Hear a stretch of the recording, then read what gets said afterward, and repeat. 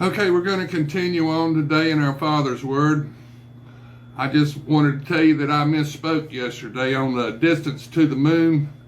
The closest distance is 221,457 miles, and the furthest distance is 252,712 miles.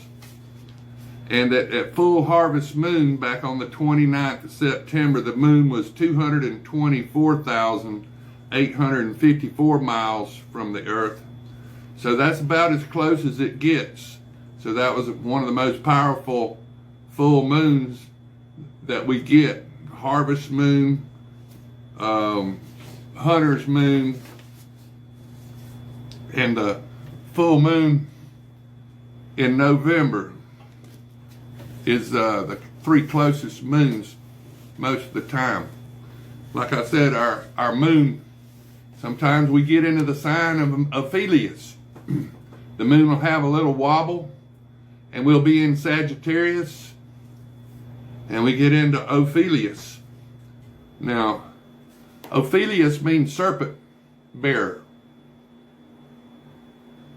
So it's a very dangerous sign to be in, Ophiuchus. The 22nd of September, we were in Ophiuchus, and we got another Ophiuchus in October.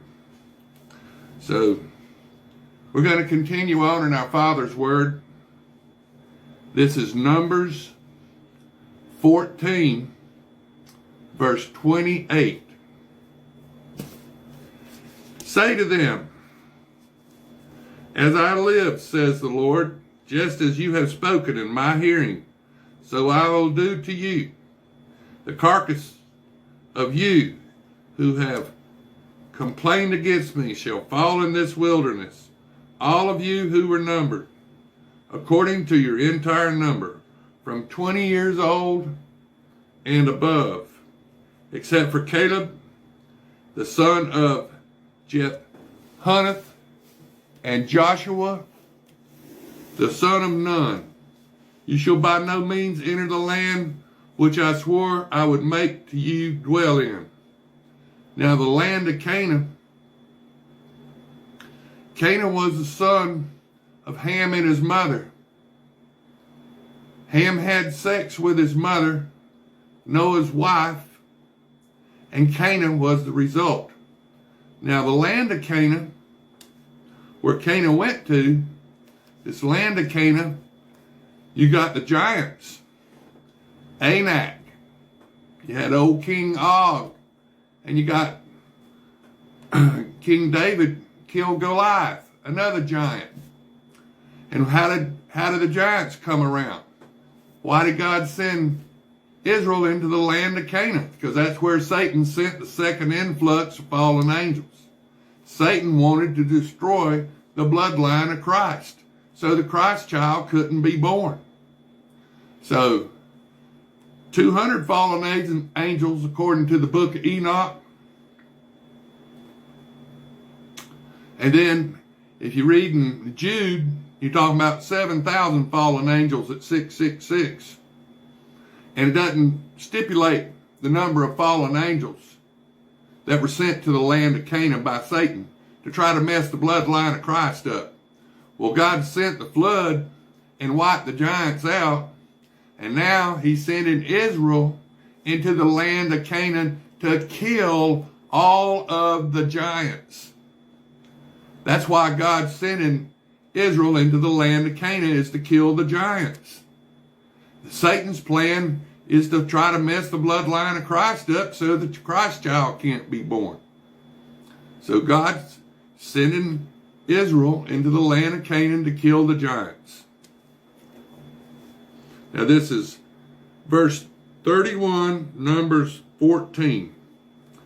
"But your little ones, whom you said would be victims, I will bring in, and they shall know the land which you have despised.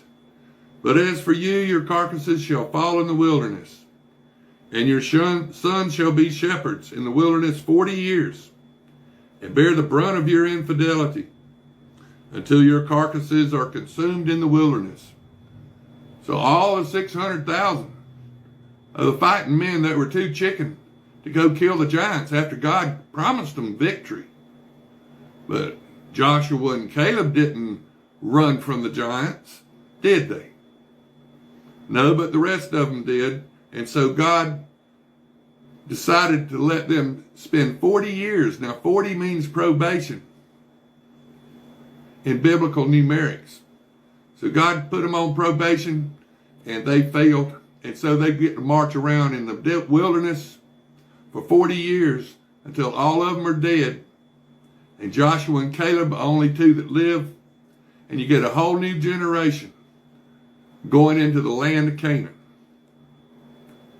According to the number of the days in which you spied out the land, 40 days. For each day you shall bear your guilt 1 year, namely 40 years, and you shall know my rejection. I, the Lord, have spoken this. I will surely do so to all this evil congregation who are gathered together against me. In this wilderness they shall be consumed, and there they shall die. Now the men whom Moses sent to spy out the land, who returned and made all the congregation complain against him by bringing a bad report of the land, those very men who brought the evil report about the land died by the plague before the Lord. But Joshua, the son of Nun, and Caleb, the son of Jephunneh, remained alive, of the men who went to spy out the land. Then Moses told these words to all the children of Israel, and the people mourned greatly. And they rose early in the morning and went up to the top of the mountain, saying, Here we are. We will go up unto the place where the Lord has promised, for we have sinned. And Moses said, Now, why do you transgress the command of the Lord? For this will not succeed. Do not go up, lest you be defeated by your enemies. For the Lord is not among you. For the Amalekites and the Canaanites are there before you, and you shall fall by the sword. Because you have turned away from the Lord will not be with you. But they presumed to go up to the mountaintop. Nevertheless, neither the ark of the covenant of the Lord nor Moses departed from the camp. Then the Amalekites and the Canaanites who dwelt in that mountain came down and attacked them and drove them back as far as Hormah. Now this is Numbers 15. And the Lord spoke to Moses, saying, Speak to the children of Israel and say to them, When you have come into the land you are to inhabit, which I am giving to you, and you make an offering by fire to the Lord, a burnt offering or a sacrifice to fulfill a vow, or as a freewill offering, or in your appointed feast, to make a sweet aroma to the Lord from the herd or the flock, then he who presents this offering to the Lord shall bring a grain offering of 1/10 of an ephah of fine flour, mixed with 1/4 of a hin of oil, and 1/4 of a hin of wine as a drink offering. Ye shall prepare with the burnt offering, or the sacrifice for each lamb, or for a ram you shall prepare as a grain offering 2/10 of an ephah of fine flour mixed with 1/3 of a hin of oil, and as a drink offering you shall offer 1/3 of a hin of wine as a sweet aroma to the Lord. And when you prepare a young bull as a burnt offering, or as a sacrifice to fulfill a vow, or a peace offering to the Lord, then shall be offered with the young bull a grain offering of 3/10 of an ephah of fine flour mixed with a half a hin of oil. Excuse me. And you shall bring as a drink offering half a hin of wine as an offering made by fire, a sweet aroma to the Lord. Thus it shall be done for each young bull, for each ram, or for each lamb or young goat, according to the number that you prepare.